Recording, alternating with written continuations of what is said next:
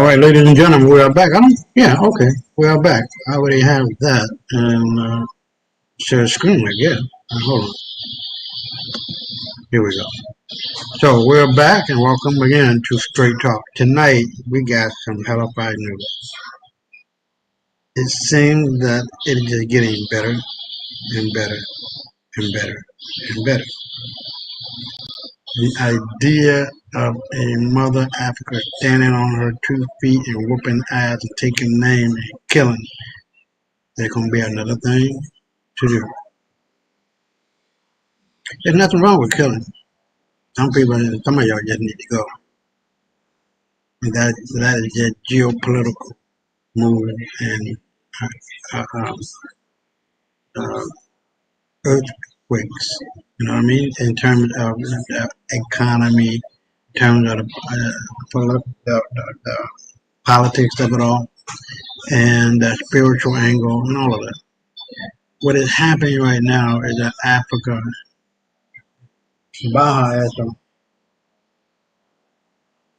is that Africa is taking its role, that the black man and woman are taking their crowns back, name, culture, language, you name it.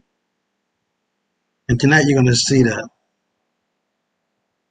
So first, what I want to do is to do a moment with Chikambuso. Now, from what I've heard, Traore is using his gift of free energy to mobilize and to free up Africa so that all of Africa can have a an endless amount of energy without cable. That is amazing. So what we're going to see from this day forward is just innovation after innovation after innovation. And make no doubt that Africa is on the move. That Africa is roaring like the lion and the tiger that it is.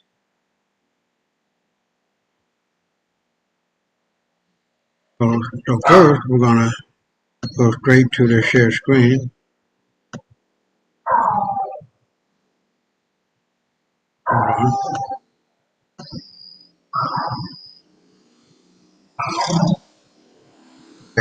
So we're going to go to the first video, Chikambuso self-powered brainwave car shocks Japan. And so, okay, so here's the noise. So we're going to go on ahead and we're going to get that going. Imagine sitting inside a car where you don't touch the wheel, you don't press the pedals, you don't even move your hands. Instead, the car listens to your thoughts and responds instantly. This is not a scene from a sci-fi movie anymore, because Japan is bringing forward a brainwave car that is reshaping how humans interact with machines. Now imagine if this brain-controlled vehicle was combined with the self-powered technology pioneered by Maxwell Chikumbutsu. A car that not only moves with your thoughts but never runs out of energy could redefine transportation forever. Japan has always been known as a hub of futuristic technologies, pushing boundaries with robotics, AI, and advanced mobility solutions. From the Shinkansen bullet trains to humanoid robots, Japan has consistently shown the world glimpses of tomorrow. The idea of a brainwave car fits naturally into this long tradition of radical innovation. The principle is simple yet groundbreaking. Your brain generates electrical signals, and advanced sensors can capture these patterns.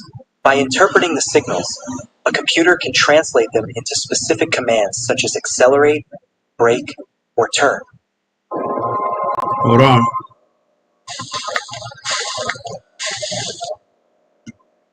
That means instead of using your hands or feet, your car responds directly to your intentions. It's a mind-to-machine connection unlike anything we have seen before. But there is one limitation that technology always runs into: energy. Cars, no matter how advanced, require power to function. Electric vehicles depend on batteries, charging stations, and long charging times. Even with brainwave control, a car is useless if it constantly needs to recharge. That is where Chikumbutso's innovations enter the story. Maxwell Chikumbutso, a Zimbabwean inventor, claims to have developed self-powered systems that generate energy without traditional fuel or charging. His devices have stirred controversy, but they have also sparked intense curiosity. The core of his vision is creating machines that power themselves indefinitely. He demonstrated this concept with self-powered cars, buses, homes, and even drones. If such technology can be reliably integrated, it could completely eliminate the dependency on charging infrastructure. Now imagine combining Chikumbutso's self-powered engine with Japan's brainwave interface. The result would be a vehicle that runs endlessly and moves at the speed of thought. The economic and social impact would be massive. No more fuel costs, no more range anxiety, no more waiting at charging stations. A car like this could revolutionize urban mobility, logistics, and even medical transportation. Let's take a step deeper into how this mind-controlled driving system works. Brain-computer interface, or BCI, technology has advanced rapidly in the last decade. Companies like Neuralink, Emotive, and Japanese research labs have all explored ways to capture brain signals non-invasively. Most modern BCIs rely on EEG headsets that detect brainwave patterns through electrodes placed on the scalp. Different mental states produce different electrical signatures. For example, focusing on a leftward motion could generate a distinct pattern that an AI system translates into turn left. Similarly, concentrating on acceleration could be interpreted as pressing down on the gas pedal. In a controlled test environment, this system already works. Drivers wearing a specialized headset can command a vehicle to move forward, stop, or turn simply by concentrating. Of course, for real-world use, the system has to be incredibly precise and safe. Cars travel at high speeds, and any misinterpretation of a signal could lead to disaster. That's why Japanese engineers are refining machine learning algorithms to filter noise and detect only deliberate, intentional brain commands. The ultimate goal is to achieve seamless communication between human intention and mechanical execution. Now let's overlay this with Chikumbutso's self-powered innovation. A brainwave car today still depends on conventional energy. It needs to recharge its batteries, which limits the dream of continuous use. But if the car is self-sustaining, powered by a generator that never depletes, the brainwave interface becomes truly liberating. The driver doesn't have to worry about planning routes around charging stations. Emergency vehicles could operate non-stop, directed by the sharp focus of their drivers. Remote areas without electricity could still enjoy high-tech transportation. The technology could also serve people with disabilities in revolutionary ways. For someone unable to use their arms or legs, driving is impossible with traditional cars. But with a brainwave vehicle, mobility becomes accessible again. Imagine a person with paralysis regaining independence by controlling a car with pure thought. That level of empowerment would change lives and break down long-standing barriers. The potential also extends to reducing human error on the roads. Many accidents happen because of delayed reactions or distractions. A brain-controlled car responds directly to intention, reducing the gap between thought and action. In theory, it could even prevent accidents before the body physically reacts. However, merging these technologies does not come without risks. The first challenge is data privacy. Brainwave data is essentially a direct window into human thoughts. If that information is stored or transmitted, it could be hacked or misused. Imagine a world where not only your digital identity, but even your mental patterns are vulnerable. Another challenge is security. If someone could hijack the brain-car interface, they could literally take control of your vehicle. That raises serious ethical and safety concerns. There's also the psychological aspect. Would people feel comfortable knowing that machines are constantly listening to their minds? Would the line between private thought and actionable command blur too much? And then there's regulation. Governments would need strict frameworks to approve brainwave vehicles. Testing, certification, and laws would all take years to establish. Public perception is another hurdle. While some will embrace the idea of futuristic driving, others may fear it as intrusive or unnatural. Despite these challenges, the possibilities are too powerful to ignore. The combination of brainwave driving and self-powered energy could give birth to the most advanced vehicle humanity has ever known. Picture a city where thousands of these cars glide silently through streets, each responding instantly to its driver's thoughts. No emissions, no fuel stations, no sound of engines, just smooth, endless motion powered by human intention and self-sustaining energy. Logistics fleets could deliver goods nonstop, eliminating delays caused by refueling or recharging. Disaster relief operations could deploy vehicles into remote regions without worrying about fuel supply chains. Even intercity travel could change, with vehicles able to run indefinitely while passengers rest and think their way across hundreds of miles. The broader implications are profound. This fusion challenges what it means to drive. It moves transportation from a mechanical process to a mental partnership between human and machine. It also pushes humanity closer to a form of symbiosis with technology. The question is whether society is ready for this leap. Some will argue it's the ultimate convenience. Others will warn it's a step toward losing control to machines. The balance between freedom and risk has always defined technological revolutions. But history shows that the most disruptive innovations are often met with skepticism before becoming everyday reality. Let's take a closer look at our battery Hold on. production. If brainwave cars succeed, driving tests may one day measure focus and mental clarity instead of steering skills. Driver's licenses could be replaced with brain pattern certifications. Insurance companies might calculate premiums based on neural stability instead of accident records. Roads themselves could evolve into dynamic networks optimized for thought-driven vehicles. Meanwhile, the energy revolution from Chikumbutso's self-powered systems would remove one of the largest bottlenecks in mobility. Transportation would no longer depend on oil, electricity grids, or even charging stations. Instead, cars would become closed-loop systems, generating and consuming their own energy infinitely. This would transform economies, as industries reliant on fuel sales would face disruption. Nations could achieve energy independence, breaking free from global fuel politics. It could also significantly reduce carbon emissions, supporting global climate goals. But again, such possibilities raise the question of regulation and control. Would governments allow completely independent vehicles with no need for infrastructure? Would powerful industries resist the adoption of technologies that threaten their business models? The road ahead is filled with obstacles, but it is also paved with promise. If Japan's brainwave interface meets Chikumbutso's self-powered systems, we are looking at a transportation revolution like no other. For now, we are in the early stages. Brain-computer interfaces are still being tested in labs and controlled environments. Self-powered technology remains under debate and scrutiny, but every major breakthrough begins as a bold vision, and sometimes those visions change the course of history. So here's the big question. Do we see this fusion as a utopia of unlimited freedom or as a sci-fi nightmare of control and surveillance? Could it be the key to a sustainable, accessible future or a step too far in human-machine integration? The truth is, the answer depends not only on inventors and engineers, but also on us as a society. Technology always reflects the values we embed within it. If we prioritize safety, accessibility, and transparency, the brainwave self-powered car could liberate humanity. If we neglect ethics, security, and human dignity, it could become another tool of exploitation. One thing is certain, the conversation is no longer about if such technology is possible, but when. The fusion of thought and energy is already being explored, and the trajectory is clear. What remains is how we choose to shape its destiny. So imagine again sitting in that car. You think of moving forward, and it glides ahead. You imagine slowing down, and it gently brakes.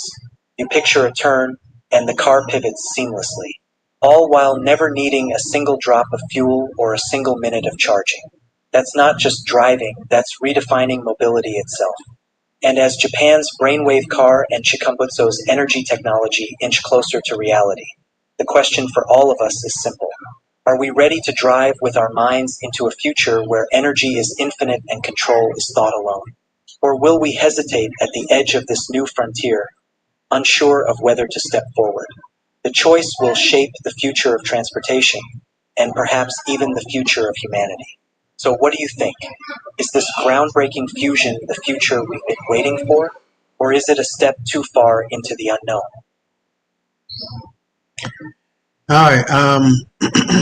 One of the things I like about that video is that it is tech oriented, and that is the way in which we're going. But the brain wave thing, I don't know. I prefer to stick with Chicken Busso's concept. And if it proved to be plausible and good, then I can see a headset being applied or applicable and making driving more conducive, I guess, less traffic. But that would mean that everybody would have to have their car.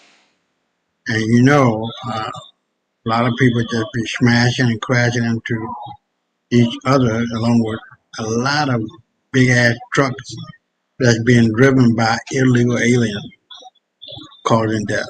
So I'll put that one on the shelf and we'll see what happens. You know what I mean? It's it's it's it's a I almost wanted to say toss up, but it's not a toss up. Um, a revolution in technology because this particular technology can be used not only in your home, in your car, on the go, wherever it is. That it is not uh, necessary to connect it to a wall. So I see a lot of great things, and then you know what too? There are car distributors that are selling chicken boost for car in America. So we're going to be seeing a lot of great things coming out of Africa, so, and what that means. So buckle up, buddy. So this is going to be one. So the next video, one Africa Supreme Court issued arrest warrants for 12 former European leaders. Now this one should be, by now you should be able to see it. Africa is on the way out. The black man is back in control. We're taking over and kicking ass and taking names. There's no doubt about that in my mind now. Not that it was before, but the more I see of this and the evidence behind it, the more I know white folks in trouble, and they know they're in trouble. But the fact that one of the things that I like about it is that America has 175 military bases all around the world, costing trillions of dollars. Africa has managed to not equal that as far as the numbers, but to equal that as far as the effort. And with BRICS, Brazil, Russia, India, China, and South America, that's it. The only thing that Africa has to have and to do is to protect itself. And you talk about the CIA, the Mossad, the MI6, them motherfuckers ain't got shit on Africa. Elite of the elite of the elite military units. Mind blowing. So let's move on and yeah. Shocking. One Africa Supreme Court issues arrest warrants for 12 former European leaders. By Takunda Maviga, Supreme Africa Breaking News. Tisu Vanhu Vacho. Supreme Family. Today the world just tilted on its axis. For the first time in modern history, Africa isn't begging, negotiating, or politely writing letters. It's issuing arrest warrants. And not just for anybody. We're talking 12 former European leaders, men and women who once strutted the world stage like emperors, now named in sealed indictments by the One Africa Supreme Court. Leaked judicial memos obtained by SABN reveal that these charges include crimes against humanity, unlawful extraction of resources, deliberate destabilization of African governments, and orchestrating economic sabotage during the colonial and neo-colonial eras. The timing? Explosive. This comes just weeks before the official launch of AfroGold and AfriNet, and insiders believe it's no coincidence. Part 1. The leaked warrants. According to classified dispatches shared by insiders from the AU's Judicial Secretariat, the warrants were authorized in an emergency closed-door session late last night. Judges from 33 African nations voted unanimously to approve the indictments, citing historic and ongoing crimes that have caused measurable harm to the African continent.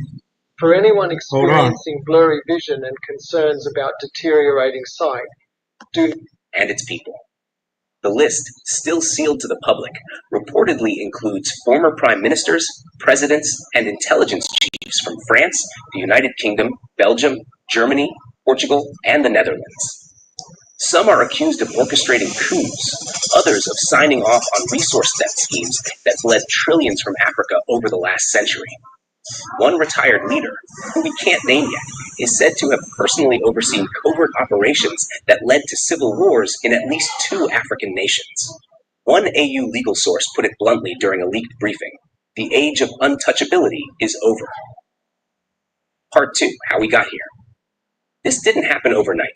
The idea of prosecuting colonial-era crimes has been floating around African legal circles for decades, but it always hit the same brick wall: lack of political will, that fear of retaliation, and dependence on Western institutions. But the landscape changed.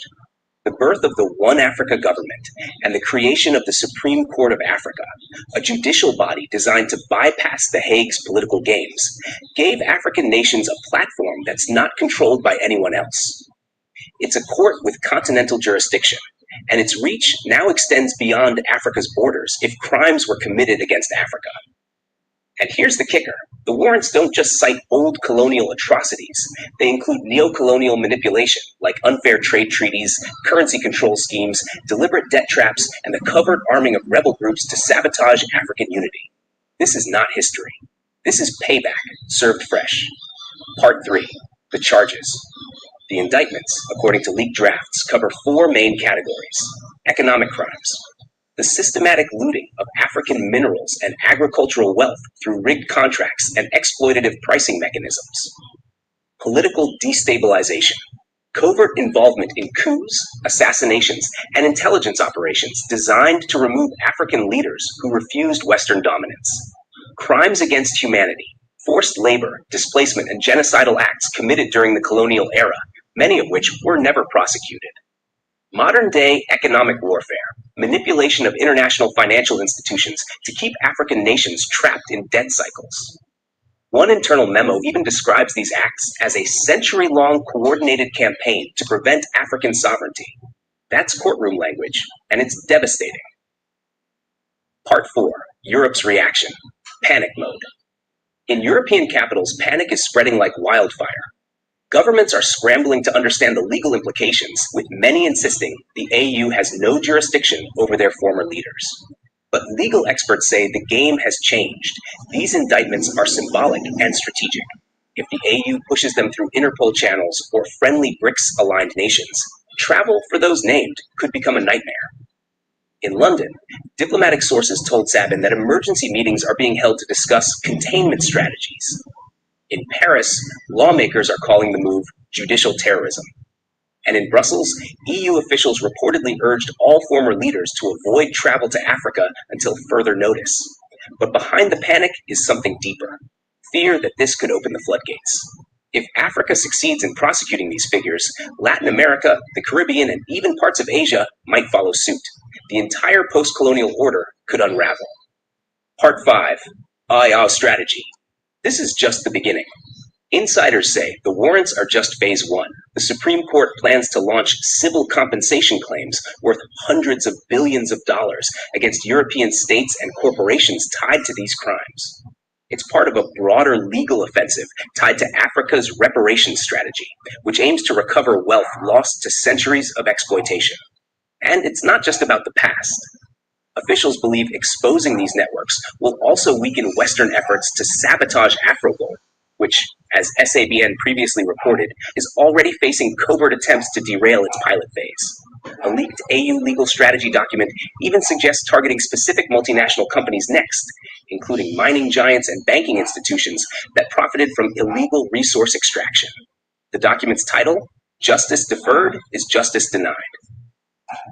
Part 6, Street Voices. Africa Speaks. On the streets of Lagos, Johannesburg, Nairobi, and Accra, the mood is electric. People are calling it Africa's Nuremberg. Memes are flooding social media, showing colonial-era generals in handcuffs. Talk shows are debating who should be next. A student leader in Dakar summed up the mood perfectly. For once, we are not asking, we are demanding, and this time we have the power to back it up. Ordinary citizens are already calling for broader accountability, not just for former leaders, but also for present-day politicians and companies still profiting from colonial-era systems. The spirit of justice has been unleashed, and it's not going back into the bottle. Hold on.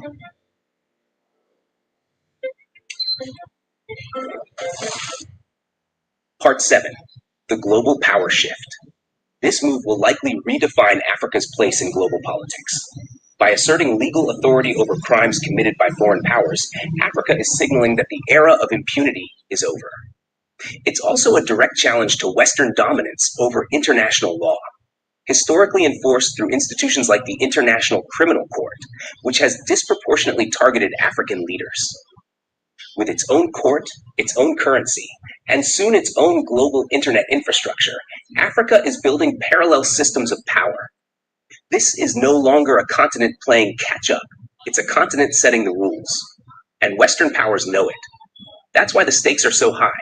If these warrants gain traction, they could cripple diplomatic relations, trigger sanctions, or even push Europe to the negotiating table for reparations, something they've resisted for decades. Part 8. Comedy, because Africa laughs in revolution. Of course, Africans are also doing what we do best, laughing in the face of empire. In one viral skit, a comedian dressed as a European ex-president hides inside a jollof pot to evade extradition. Another shows a former colonial official trying to board a flight with a fake beard and a Swahili name tag. Humor is more than entertainment. It's a sign of confidence.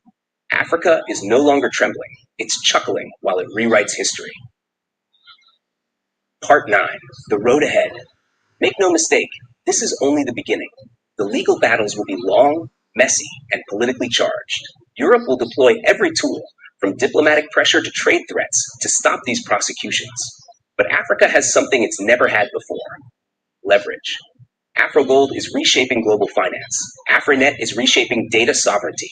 And the One Africa Army is reshaping global security. Combined with a Supreme Court unafraid to call out historic crimes, Africa now wields a toolkit that can no longer be ignored. Final word. History has turned. Supreme Family, history is not something that happens to us. It's something we write. And right now, Africa is holding the pen. The issuing of these arrest warrants is more than a legal action. It's a declaration of sovereignty, a demand for justice, and a warning to anyone who still sees this continent as a playground for exploitation.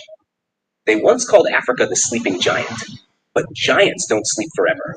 Tisu Vanhu Vacho. Share this story. Talk about It it. is on and popping, Let the ladies and world know gentlemen. that Africa's day in court has finally arrived, and the verdict will echo across centuries.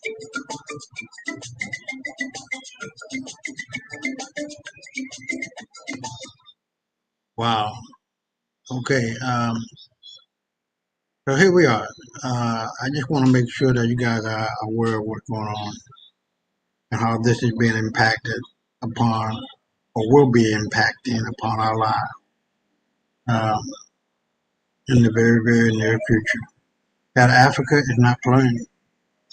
That white folk have fucked up, and now they're finding out that it is imperative that they do the right thing, that they must pay reparations for the African continent and the African diasporic children around the world.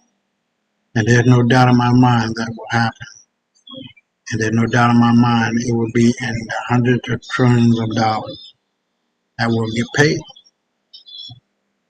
So, that being stated, let's move on. How Africa is systematically colonized by the G7 right now.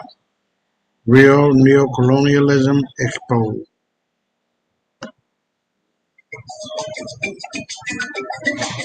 Exposed. How Africa is systemically colonized by the G7. Real neocolonialism exposed. Tisu Vanhu Vacho. Supreme Family. Gather round, because today we're not talking about the colonialism you learned in history class. We're talking about the real one that's happening right now, while you scroll your phone, drink your tea, and wonder why Africa, the richest continent on Earth, is still broke. Forget the old images of British gunboats and French soldiers planting flags.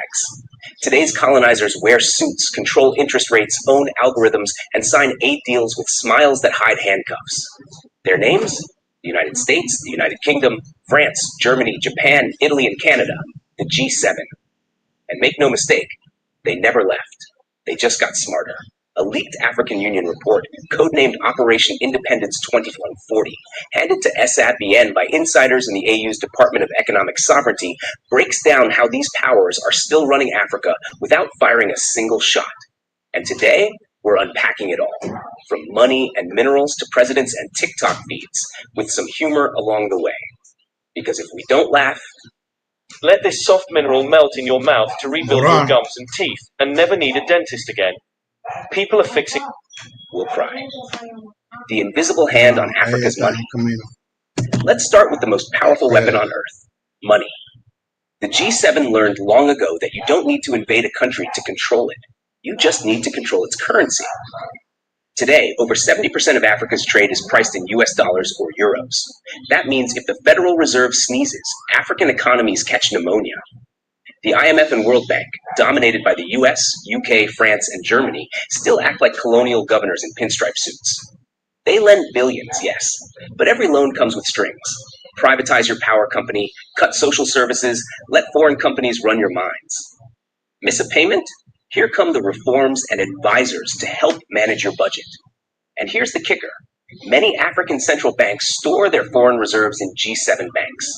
Translation: Africa's money literally sits in vaults in London, New York, and Paris, where it can be frozen, delayed, or weaponized if a government steps out of line. In short, Africa doesn't control its own money, and whoever controls your money controls your decisions. Part 2. The resource trap, how they keep us stuck. Let's talk about minerals. Africa holds 40% of the world's gold, 90% of its platinum, 70% of its cobalt, and more than half of its global reserves of manganese, chromium, and diamonds. But we don't sell iPhones. We sell rocks. Here's how the scam works. US, UK, French, German, Italian, and Japanese multinationals control the mining concessions. They pay peanuts for cobalt in the DRC, gold in Ghana, oil in Nigeria. They refine those raw materials back home, build finished products, and sell them back to Africa at 10 times the price.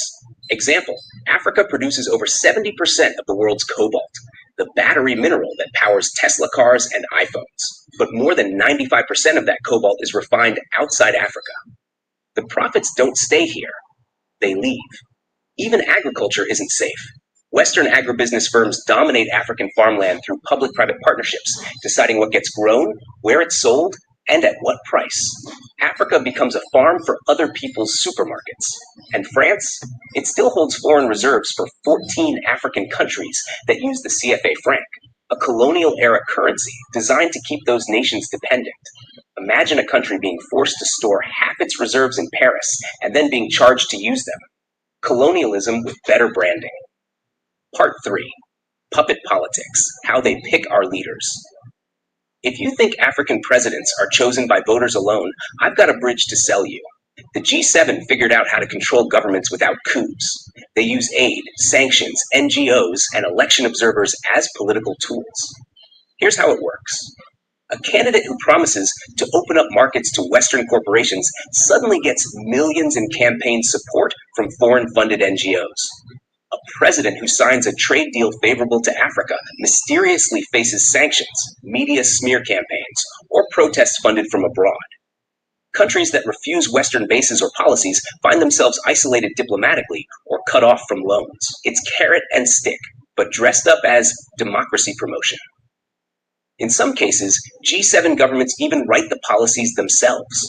A leaked cable from a European embassy described how technical advisors embedded in African ministries helped draft economic laws that just happen to benefit Western investors. Even AU peacekeeping missions are often bankrolled and influenced by G7 nations. They fund the troops, supply the weapons, and sometimes even provide the intel. You think you're fighting your war, but you're following their playbook. Part 4. The narrative war. controlling how Africa thinks. Here's the sneakiest part of all. You can resist armies, you can fight sanctions, but how do you fight a story? Over 90% of global news about Africa is written by G7 media giants: CNN US, BBC UK, Reuters UK, AFP France, DW Germany. These outlets decide how Africa is seen, both abroad and by Africans themselves. They focus on poverty, conflict, and corruption, rarely on innovation, culture, or power. They show Africa as weak, so we start believing it. And then there's Hollywood, Netflix, Spotify, all G7 controlled, exporting stories where African characters are sidekicks, victims, or villains. Even social media isn't free. Meta, Facebook, Instagram, Google, YouTube, and X, formerly Twitter, all controlled from Silicon Valley, use algorithms that bury Pan-African voices and amplify Western-approved narratives. They don't just control how the world sees Africa, they control how Africa sees itself. That's why the AU's AfriNet project is more than just an internet plan. It's a digital liberation movement. By building African-owned servers, platforms, and algorithms, AfriNet aims to make sure African stories are told by Africans, not filtered through foreign interests. This pisses me off. They don't want you to know this. Did you know that white willow bark, the source of Part 5. Divide and rule. The oldest trick still works. The British Empire used divide and rule to conquer half the planet. The G7 still uses it, just with treaties and trade deals instead of bayonets. They support rival factions in civil wars, then sell weapons to both sides. They sign bilateral trade deals with individual African states instead of negotiating with the AU as a bloc, weakening Africa's bargaining power. They set up separate security partnerships with regions like ECOWAS or IGAD to fragment continental defense cooperation. They even back competing infrastructure projects. The US and EU fund one railway. China funds another. Suddenly, two neighboring African countries are competing instead of cooperating. A united Africa is a threat. A divided Africa is a market. Part 6, the reality check. It's happening now. Let's stop pretending this is ancient history. Every single point I've mentioned is active right now. US, UK, France, and Germany still dominate voting power in the IMF and World Bank and use it to shape African budgets. France still controls the CFA franc and African reserves. US tech companies still own Africa's digital data. British, American, and Canadian mining firms still hold most of Africa's mining licenses. Japan and Italy supply industrial technology. Africa is forced to import. G7 NGOs still decide which African elections get called free and fair. And if a leader dares to resist, they're isolated, overthrown, or replaced, often under the banner of restoring democracy. This is not theory. It's the operating system of the modern world. Part 7. Africa's Fight Back, the new strategy. But here's the part that gives me goosebumps. The script is starting to flip. The AU's leaked Operation Independence 2040 document outlines a 4-pillar plan to end G7 domination. 1. Monetary sovereignty. Launching Afro-Gold, a gold-backed continental currency that reduces dependence on the dollar and euro. Pilot projects are already in motion, and by 2026, Afro-Gold is expected to become the backbone of African trade. 2. Digital sovereignty. AfriNet is building Africa's own internet backbone, data centers, and social platforms, ensuring that African data stays in Africa and African voices can't be silenced by foreign algorithms. 3. Industrial sovereignty. A push to create African-owned refineries and factories to process raw materials on the continent. Plans are underway for cobalt refineries in DRC and lithium battery plants in Namibia and South Africa. 4. Security sovereignty. The creation of the One Africa Army, a unified defense command designed to protect African interests and neutralize foreign bases if necessary. These steps won't be easy. The G7 will resist, economically, politically, and even covertly. But the wheels are turning, and they're terrified. Part 8. Global panic. The West sees the writing on the wall. Western governments are already sounding the alarm.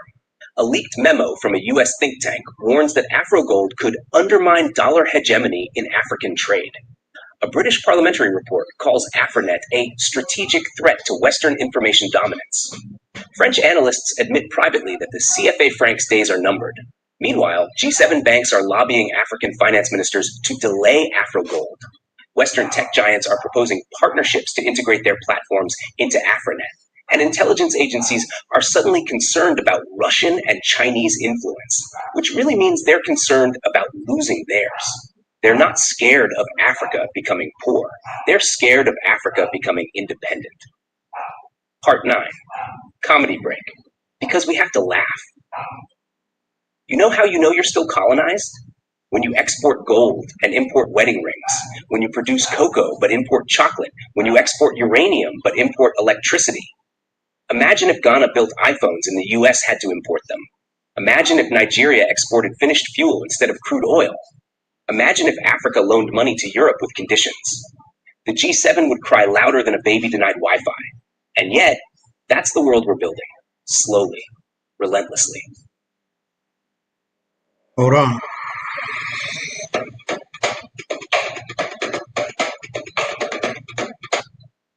The future. The empire strikes out. Supreme family, here's the truth. The G7's power isn't invincible. It's only strong as long as Africa remains divided, dependent, and distracted. But we're waking up. We're building our own banks, our own satellites, our own payment systems, our own cloud servers, our own armies. And when those things mature, when Afrogold replaces the dollar in African trade, when Afronet becomes the continent's default digital highway, when the One Africa Army controls its own skies, the G7 will have no leverage left. They won't be able to freeze our money. They won't be able to censor our stories. They won't be able to dictate our leaders. And they certainly won't be able to sell us back what we already own. The era of invisible empires is ending. And this time, we're writing the terms. Final word. A call to action. This isn't about hating the West. It's about understanding power. The United States, the United Kingdom, France, Germany, Japan, Italy, and Canada will always act in their interests. It's time Africa does the same. We don't need permission to build Afrogold. We don't need approval to control our data. We don't need validation to unite our armies. And we don't need anyone's blessing to tell our own stories. The real decolonization isn't about statues and apologies. It's about systems. And those systems are changing, right now. Tisu Vanhu Vacho, Supreme Family, the empire never left. But neither did we. And this time, we're not asking for freedom. We're taking it. Boy, oh boy, boy. If you're not catching on, I don't know what will catch on to you. It's a done deal. And America and Europe are done. So, if there's any questions, please let me know. Now, this video is G7 Bank blocked Afrogold transfers. AU hits back with $1 trillion loss. You can't use somebody else's shit and expect for them not to know or find out. And then you use it and then you suffer the consequences. There you go.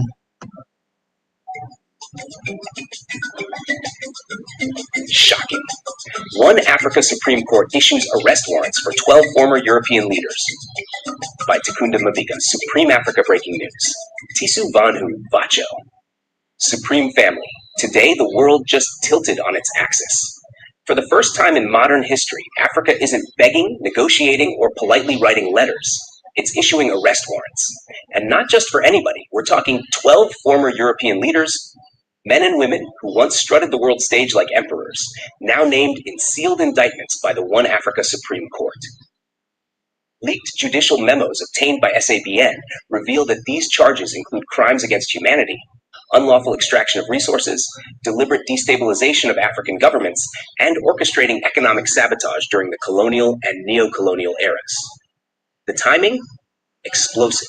This comes just weeks before the official launch of Afrogold and Afrinet, and insiders believe it's no coincidence. Part 1. The leaked warrants. According to classified dispatches shared by insiders from the AU's Judicial Secretariat, the warrants were authorized in an emergency closed-door session late last night.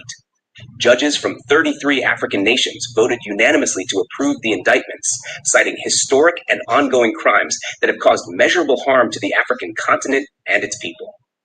The list, still sealed to the public, reportedly includes former prime ministers, presidents, and intelligence chiefs from France, the United Kingdom, Belgium, Germany, Portugal, and the Netherlands. Some are accused of orchestrating coups, others of signing off on resource theft schemes that bled trillions from Africa over the last century. One retired leader, who we can't name yet, is said to have personally overseen covert operations that led to civil wars in at least 2 African nations. One AU legal source put it bluntly during a leaked briefing: the age of untouchability is over. Part 2, how we got here. This didn't happen overnight. The idea of prosecuting colonial-era crimes has been floating around African legal circles for decades, but it always hit the same brick wall: lack of political will, that fear of retaliation, and dependence on Western institutions. But the landscape changed. The birth of the One Africa government and the creation of the Supreme Court of Africa, a judicial body designed to bypass The Hague's political games, gave African nations a platform that's not controlled by anyone else. It's a court with continental jurisdiction, and its reach now extends beyond Africa's borders if crimes were committed against Africa. And here's the kicker: the warrants don't just cite old colonial atrocities. They include neo-colonial manipulation, like unfair trade treaties, currency control schemes, deliberate debt traps, and the covert arming of rebel groups to sabotage African unity. This is not history. This is payback, served fresh. Part 3, the charges. The indictments, according to leaked drafts, cover 4 main categories: economic crimes, the systematic looting of African minerals and agricultural wealth through rigged contracts and exploitative pricing mechanisms; political destabilization, covert involvement in coups, assassinations, and intelligence operations designed to remove African leaders who refused Western dominance; crimes against humanity, forced labor, displacement, and genocidal acts committed during the colonial era, many of which were never prosecuted; modern-day economic warfare, manipulation of international financial institutions to keep African nations trapped in debt cycles. One internal memo even describes these acts as a century-long coordinated campaign to prevent African sovereignty. That's courtroom language, and it's devastating. Part 4. What happens when the prostate enlarges and the urine channel gets tight? If you have an enlarged prostate, Europe's reaction: panic mode. In European capitals, panic is spreading like wildfire. Governments are scrambling to understand the legal implications, with many insisting the AU has no jurisdiction over their former leaders. But legal experts say the game has changed. These indictments are symbolic and strategic. If the AU pushes them through Interpol channels or friendly BRICS-aligned nations, travel for those named could become a nightmare. In London, diplomatic sources told Sabin that emergency meetings are being held to discuss containment strategies. In Paris, lawmakers are calling the move judicial terrorism. And in Brussels, EU officials reportedly urged all former leaders to avoid travel to Africa until further notice. But behind the panic is something deeper: fear that this could open the floodgates.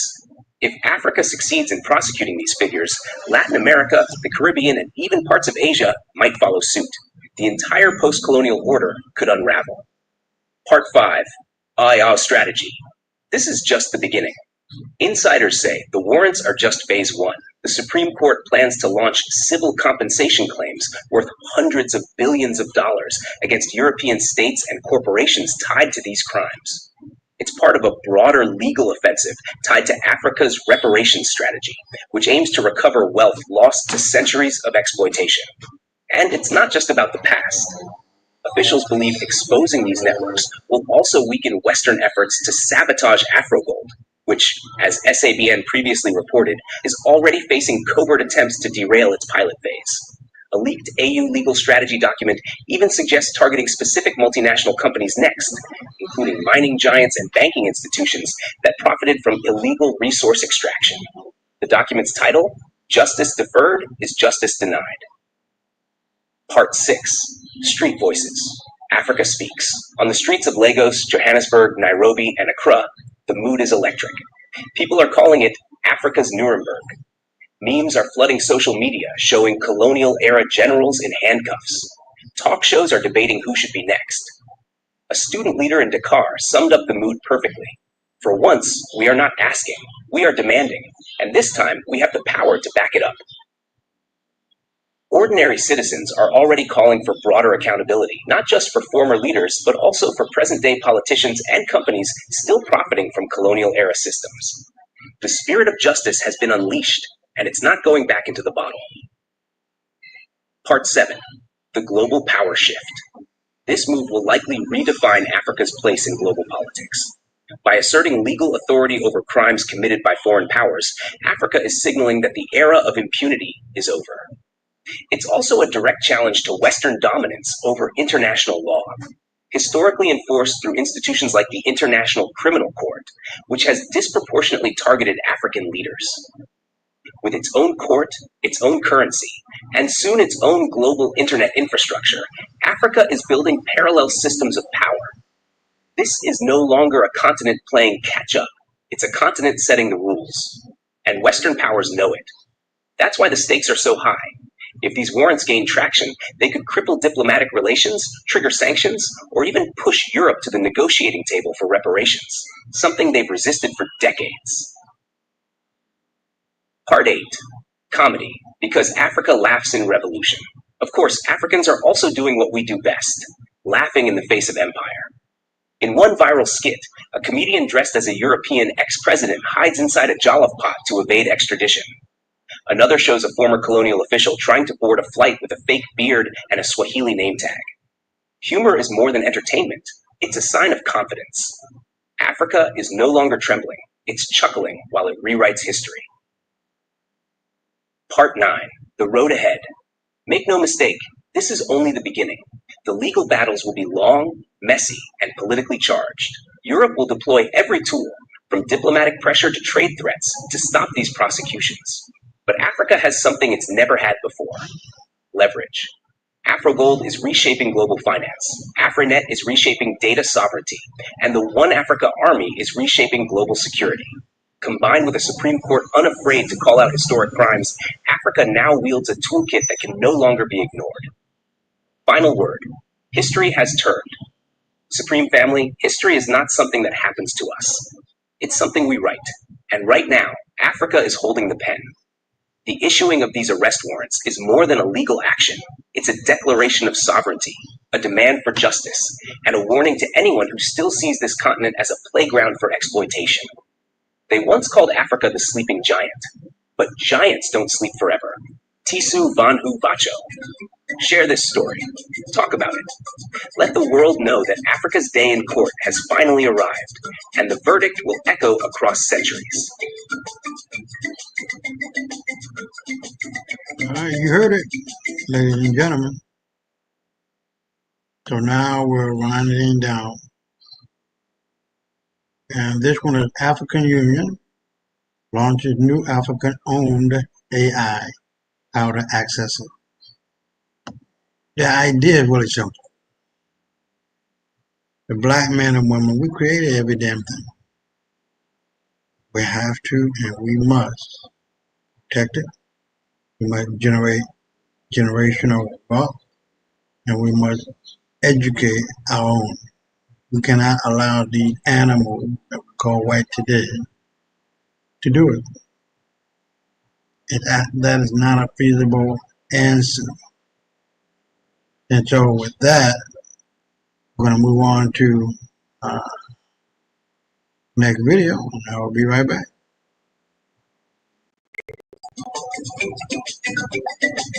Breaking. African Union announces new African-owned AI. How to access it. Tisu Vanhu Bacho, Supreme Family. Today is one of those days that make the West choke on their croissants. Africa has just done something bold, powerful, and let's be honest, long overdue. According to a series of leaked AU documents, obtained by SABN through our usual suspects, Protocol Black and Shadow Unit Zulu, the African Union has officially unveiled the continent's first fully African-owned artificial intelligence system. And no, this isn't some startup chatbot made in a basement. This is a continent-scale intelligence engine designed to rival the world's biggest models, while putting Africa's languages, history, and priorities at the center of the digital age. This isn't science fiction. It's happening right now. And today we're diving deep into how it works, why it exists, who's terrified, and most importantly, how you can access it. Part 1. The Leak. Project Ubuntu Revealed. The documents Sabin received are marked Eyes Only and stamped with the project codename Project Ubuntu, a secret AU initiative launched nearly 4 years ago under the Digital Sovereignty Plan.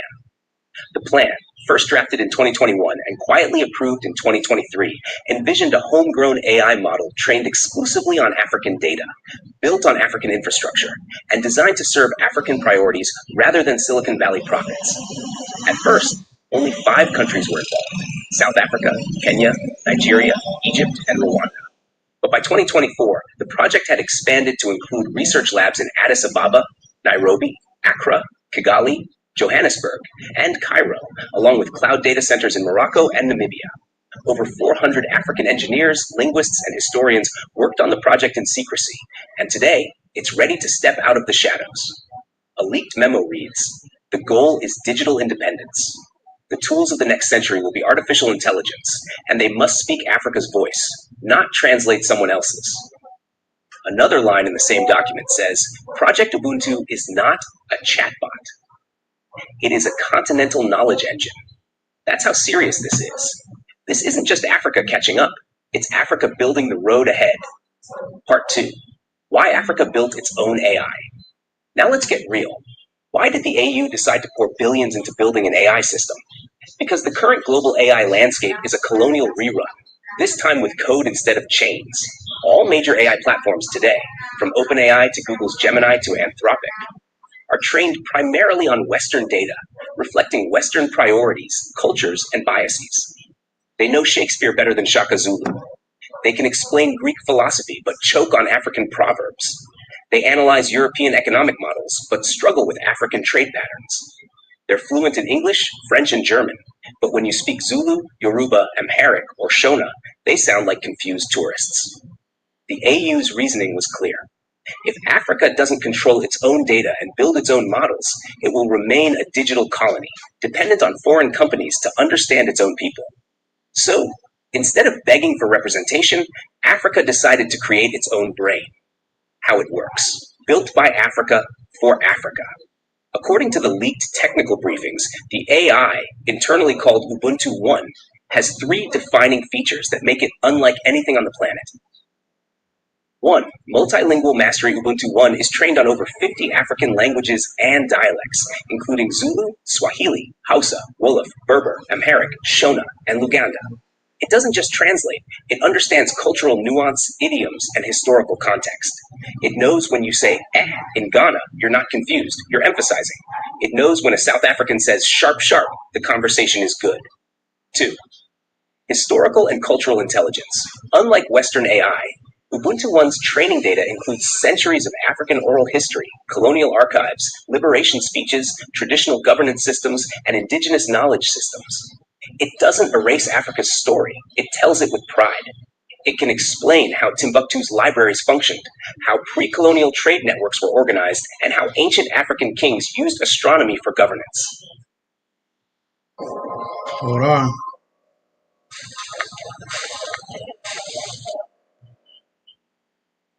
3. Ground-level application.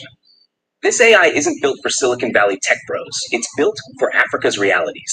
It can help a farmer in Malawi calculate the best planting cycle for drought conditions. It can assist a lawyer in Dakar draft land reform legislation. It can translate a medical leaflet into 30 local languages. It can even detect misinformation campaigns targeting African voters online. And because it's being integrated into AfriNet, Africa's upcoming sovereign internet system, Ubuntu One will eventually power digital ID verification, AfriGold smart contracts, e-governance portals, and even automated trade negotiations. Part 4. How to access it, and why not everyone can yet. Here's where things get spicy. Despite today's announcement, Ubuntu One is not available to everyone, at least not yet. The AU wants to roll it out in phases to make sure the system scales properly and remains secure. Phase 1. Current.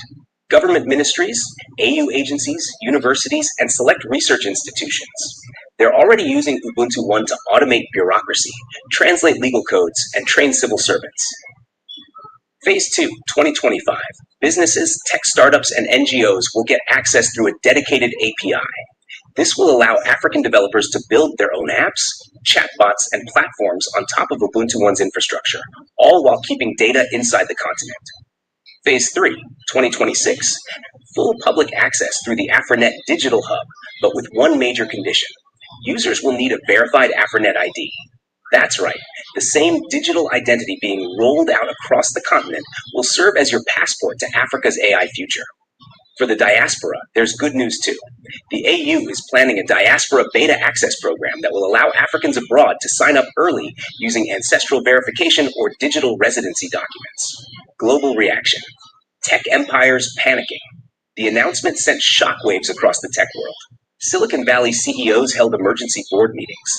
European commissioners called for AI cooperation talks. Washington insiders muttered about data security risks. Translation, they're scared. Why? Because Ubuntu One is more than a chatbot. It's a challenge to the monopoly of Western data empires. If Africa can build its own models, train them on its own history, and integrate them into its own systems, then the days of Western tech giants shaping the global narrative are numbered. China, interestingly, responded with enthusiasm. Beijing offered cloud infrastructure partnerships and hinted at possible integration between Ubuntu One and Chinese supercomputers. Russia called it a decisive step toward multipolar AI. Meanwhile, BRICS Plus countries are exploring joint initiatives with Africa on multilingual AI systems. Part 6. The African Street Reaction, Pride and Humor. Across Africa, the response was electric. Social media exploded with pride, memes, and jokes. One trending meme showed an African grandmother talking to Ubuntu One and saying, "At last, an AI that understands when I'm angry without me saying it." Another showed a Western AI sweating when asked about the Berlin conference, while Ubuntu One calmly explained its consequences. In Johannesburg, a university student said, "For the first time, AI feels like it's ours. Not a gift from the West, not a tool they control, but something that speaks our language." In Nairobi, a group of coders announced a hackathon to build Swahili-first educational bots. In Lagos, fintech startups are already discussing how to integrate Ubuntu One into mobile banking. The excitement isn't just digital. Schools across Ghana, Uganda, and Senegal have asked the AU to roll out educational versions of the AI for classroom use, making it a direct challenge to Google's and Microsoft's dominance in African edtech. Part 7. Why this matters beyond technology. This is bigger than algorithms. It's about sovereignty. For centuries, Africa's resources were extracted to fuel someone else's progress. Gold, oil, diamonds, and people. In the 21st century, data is the new gold. And until now, Africa has been giving it away for free. With Ubuntu One, that changes. The AU isn't just building a tool, it's building a data wall, a digital shield that keeps Africa's knowledge where it belongs. Every prompt, every translation, every query will enrich African infrastructure, not Silicon Valley's servers. It's also a political act. As one insider memo bluntly put it, control the data, control the destiny. Part 8, potential challenges ahead. Of course, it won't all be smooth sailing. There are still massive challenges ahead. Infrastructure. Many regions still lack reliable internet connectivity to fully utilize Ubuntu One. Funding. Maintaining a large AI model requires billions in computing power. Africa must avoid becoming dependent on foreign cloud providers. Security. Attempts to hack or infiltrate the system are inevitable, especially from actors threatened by Africa's digital independence. Regulation. Governments must balance innovation with privacy, ethical standards, and public trust. The AU is aware of these risks. That's why Ubuntu One's architecture includes AfriShield, a security protocol jointly developed by cybersecurity teams in Kenya, Algeria, and Egypt to detect and neutralize foreign interference attempts. Part 9, Diaspora, reconnecting through data. What if I told you there's a way to create 3D character videos, professional explainers, and viral video ads? For the African diaspora, this is more than technology. It's a bridge home. Ubuntu One is being designed to serve diaspora communities as well, offering features like genealogical data analysis to trace ancestry, cultural language learning tools for second-generation Africans abroad, historical research archives for Pan-African movements, AfroGold integration for cross-border financial services. For millions of people in the Americas, Europe, and the Caribbean who want to reconnect with their roots, Ubuntu One will become a digital guide, one that tells their story without colonial filters. Part 10. The West's Worst Fear. Make no mistake, the rise of African AI terrifies Western powers. Why? Because AI isn't just a tool, it's a geopolitical weapon. Whoever controls the world's data, languages, and algorithms will shape the next century. If Africa builds an independent AI ecosystem, it can negotiate trade, diplomacy, and cultural influence from a position of strength. Some Western analysts are already warning that Ubuntu One could shift global alliances. A report from a major US think tank leaked to Sabian reads, "If Africa's AI becomes dominant across the continent, Western influence will decline dramatically." Another section warns that AfroGold, AfroNet, and Ubuntu One together could form a closed economic loop that bypasses the dollar entirely. Translation, they're scared because Africa isn't asking for a seat at the table anymore. It's building its own table. Part 11, The Road Ahead, a Digital Renaissance. What we're witnessing is the birth of a new era, a digital renaissance driven not by colonial powers or tech billionaires, but by Africa itself. Ubuntu One is just the beginning. The AU plans to build sector-specific AI models for agriculture, climate, healthcare, law, and defense, all interconnected through AfroNet's secure infrastructure. And once AfroGold becomes the primary settlement currency for continental trade, Ubuntu One will handle contracts, manage logistics, and automate entire supply chains. The One Africa government vision isn't just political anymore, it's technological. Part 12, A Message to the World. Supreme family, the world is watching. Some are laughing, some are panicking, but no one is ignoring Africa anymore. For centuries, the continent was portrayed as a passive recipient of innovation. Today, it's the source. And the question is no longer whether Africa can catch up. It's whether the world can keep up. Ubuntu One is more than an AI. It's a declaration. It's Africa saying, we will speak our own languages. We will process our own data. We will build our own future. Final word, how you can be part of it. If you want to access Ubuntu One, here's what you need to know. 1. Sign up for AfroNet ID through your national digital portal, rolling out country by country. 2. Visit the AfroNet Digital Hub, coming soon, to register for early access programs. 3. Diaspora members can apply for beta access using ancestry verification or diaspora ID credentials. 4. Businesses and developers can request API keys to integrate Ubuntu One into their platforms starting in 2025. This is Africa's moment, and we need every mind, every coder, every visionary involved. Share this story, talk about it, support local AI projects, and above all, stay proud of what this continent is becoming. Tisu Banhu Bacho. Supreme family, the age of digital dependence is over. The African brain is online, and the world will never think the same again.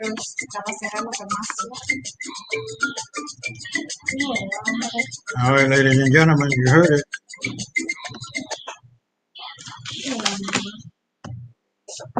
So now we're at the brink of how that will ultimately control the world.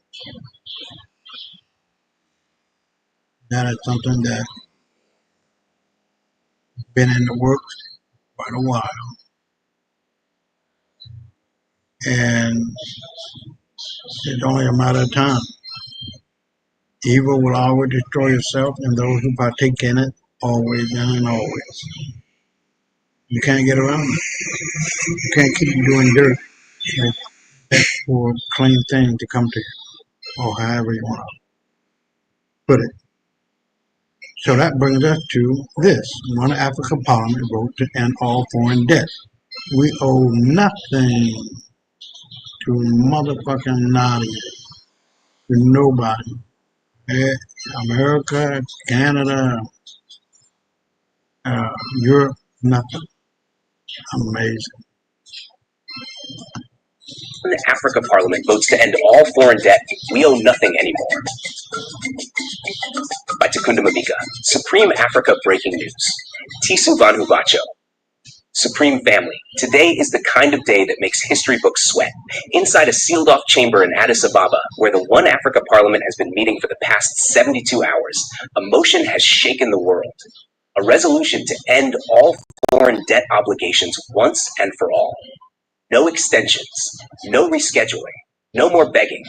Africa, they say, is done paying for its own oppression. According to leaked briefings obtained by Protocol Black and internal transcripts shared with SABN by sources deep inside the Economic Affairs Committee, the resolution, codenamed Project Freedom Ledger, has reached the floor. Votes are being counted, amendments are being shouted over, and Western capitals are watching in panic. The wording is simple and nuclear. All historical and existing sovereign debt deemed exploitative, colonial, or unjust shall be null and void under the authority of the One Africa Parliament. This isn't a think tank fantasy. Oops, I dropped this plant in my olive oil. What happens if you drop rosemary into your bottle of olive oil? This isn't a speech at a youth summit. This is happening right now. Part 1. How we got here. Debt as a weapon. To understand why this vote matters, you need to understand the cage Africa has been trapped in for decades. After independence, many African nations inherited colonial-era debts that were neither created nor approved by their people. Others were lured into so-called development loans by institutions like the IMF and World Bank, loans that came with strings thicker than chains. They dictated our budgets, forced austerity on schools and hospitals, and even decided the price of bread in African cities. In 1980, African debt was about $84 billion. By the early 2000s, despite paying hundreds of billions back, it had ballooned to over $300 billion. How? Because of compound interest, structural adjustment policies, and the sinister art of refinancing. As one AU economic advisor told SABN under anonymity, we paid for our freedom many times over, but they kept moving the goalposts. The anger has been building for decades, but now with AfroGold approaching launch, AfroNet expanding across the continent, and the One Africa government taking shape, the political momentum to cut those chains has reached critical mass. Part 2. The leak. AU Economic Report blows the whistle. SABN has obtained a classified 112-page briefing from the AU Department of Economic Justice, dated last month, titled Illegitimate Obligations, the Case for Continental Debt Nullification. It argues that at least 70% of Africa's outstanding external debt qualifies as odious, meaning it was incurred under coercive terms, used against the public interest, or secured by corrupt regimes under foreign influence. The report cites damning examples. Loans tied to privatization of water systems that left millions without access. Structural adjustment programs that dismantled public health care just before disease outbreaks. Mining and infrastructure loans where up to 90% of the funds cycled back to Western contractors. The conclusion is thunderous. Africa owes nothing. It is Africa that is owed. Part 3. The vote. Fire in the chamber. Inside the Parliament chamber, emotions are running high. Delegates from debt-strangled nations like Zambia, Ghana, and Kenya have been some of the loudest voices in the room. One delegate from Lusaka shouted, "We paid our debt 10 times over. Now we're paying with our children's futures. Enough."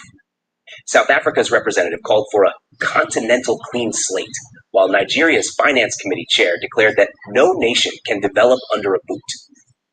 But not everyone agrees. A small bloc of cautious states, including some heavily reliant on Western aid, have proposed a softer resolution calling for renegotiation rather than outright cancellation. They warn that total nullification could lead to sanctions, trade barriers, or financial isolation. The debate is fierce. Sources tell SABN that as of this morning, 62% of delegates support the hardline resolution. Another 18% back a compromise. The remaining 20% are undecided, but pressure from civil society groups, student unions, and Pan-African organizations is mounting. Part 4. IMF, World Bank, and Paris Club panic. If the AU pulls the trigger on debt cancellation, the financial fallout could be global. Within hours of the motion's announcement, emergency meetings were called in Washington, London, and Brussels. The IMF issued a veiled statement warning that unilateral default could jeopardize Africa's access to future credit. The World Bank called for dialogue. The Paris Club threatened severe consequences. Translation? Panic. Privately, Western diplomats are using stronger language. Sabien obtained a leaked EU cable that reads, "If Africa sets this precedent, other regions may follow. It could destabilize global debt markets." In other words, the fear isn't just about losing money, it's about losing control. Part 5. Street Voices. The People Speak. Across the continent, the mood is electric. In Accra, students marched carrying signs that read, "We owe nothing." In Harare, crowds gathered outside Parliament singing liberation songs from the 1960s. In Lagos, comedians roasted the IMF on TikTok with viral sketches about colonial bankers packing their bags. A vendor in Nairobi told Sabien, "We built the roads, mined the gold, grew the cocoa, and they still say we owe them? No, they owe us." In Johannesburg, a former mine worker put it bluntly, "If Europe paid for every ounce of wealth they stole, we'd be the creditors, not them." Part 6. The West's Playbook. Threats and Incentives. Insider sources say Western governments are preparing a two-pronged response. The first is threats, cutting aid, suspending trade agreements, freezing financial assets. The second is incentives, offering debt swaps for climate commitments or new development packages in exchange for shelving the resolution. But AU diplomats are not impressed. One negotiator told Saabien, "If they think they can bribe us with our own stolen wealth, they're mistaken." Even more telling, African central banks have been quietly shifting reserves into gold, yuan, and other non-dollar assets, a sign that the continent is preparing for economic pushback. Hold on.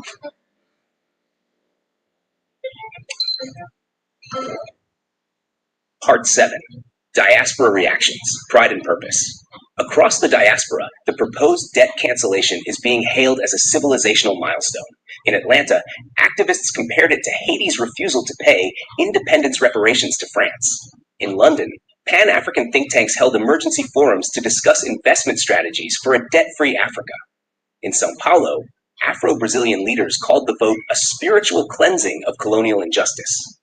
Many see this as the first real step toward reparations, not in the form of checks, but in the refusal to pay illegitimate bills. Part 8. Why the timing is everything. This isn't happening in a vacuum. With AfroGold in pilot phase, Afronet expanding digital sovereignty, and the One Africa Army growing in strength, the continent's leverage is at its highest in decades. Western economies, already strained by inflation and geopolitical crises, cannot afford to lose African markets, minerals, or strategic partnerships. In other words, Africa is negotiating from a position of strength, and the world knows it. Part 9. Historical context. We paid enough. It's worth remembering that Africa's debt is not just financial, it's historical. Over 100 million Africans were enslaved. Trillions in wealth were extracted from mines, plantations, and trade routes. Entire civilizations were dismantled for colonial profit. As one AU cultural commissioner put it, "We owe nothing for loans used to build railways that shipped our resources to Europe. We owe nothing for debts that funded governments that massacred our ancestors. We owe nothing for credit that was used to keep us dependent."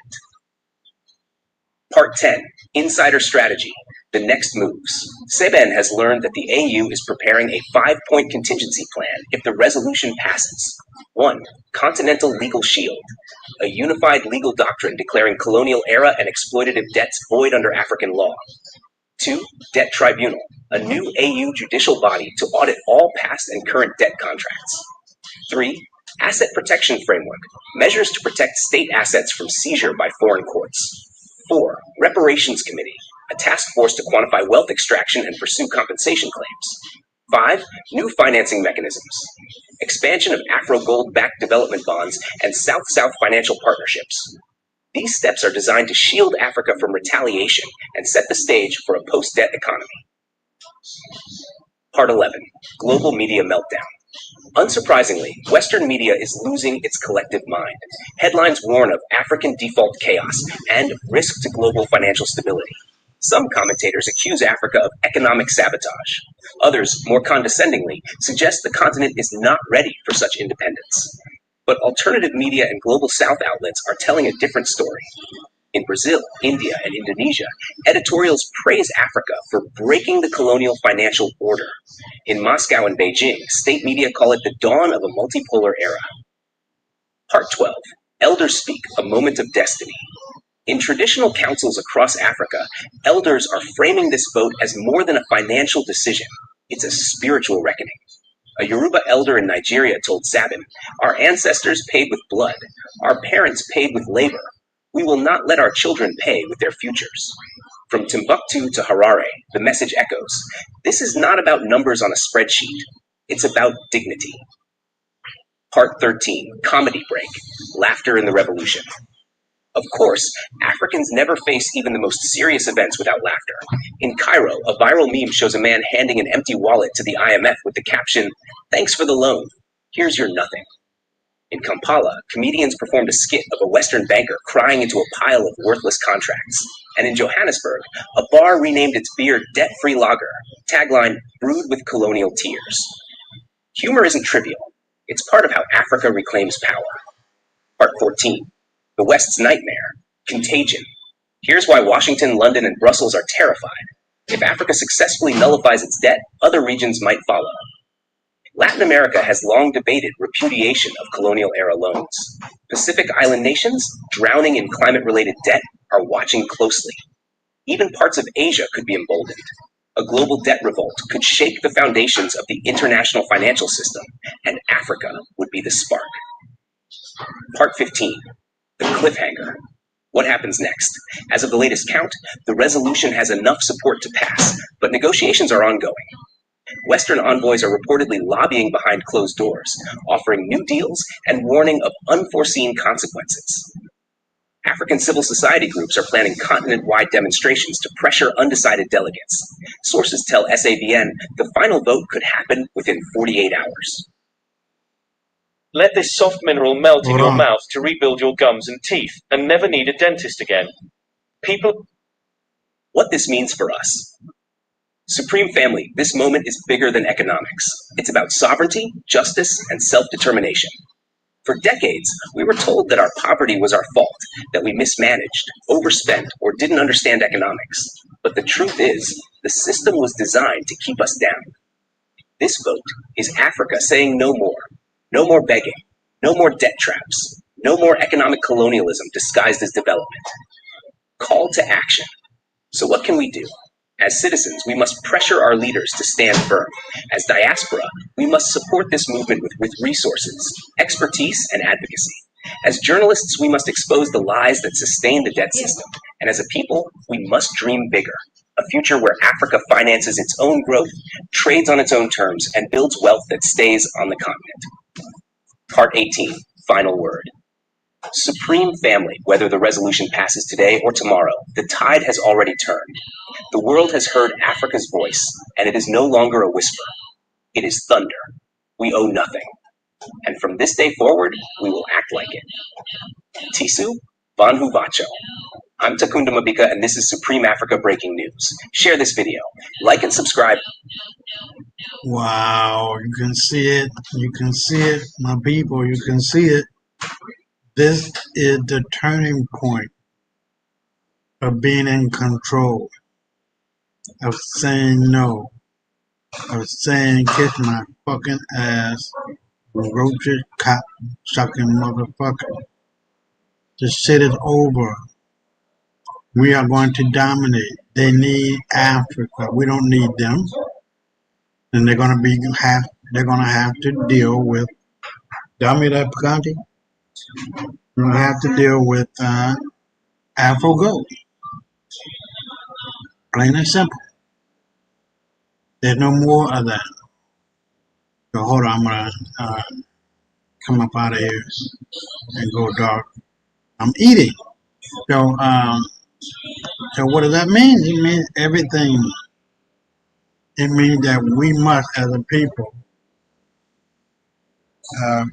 stay firm, stay strong, stay focused, and don't allow these people to bullshit you. Because that's all they're doing. Bullshit, that's all they're doing.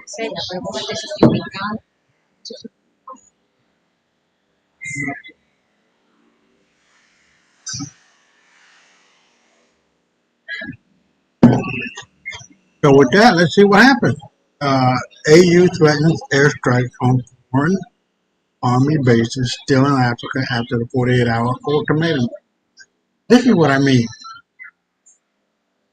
That power cannot come to you, not unless you force it. Freedom is not free. You gotta kill a motherfucker.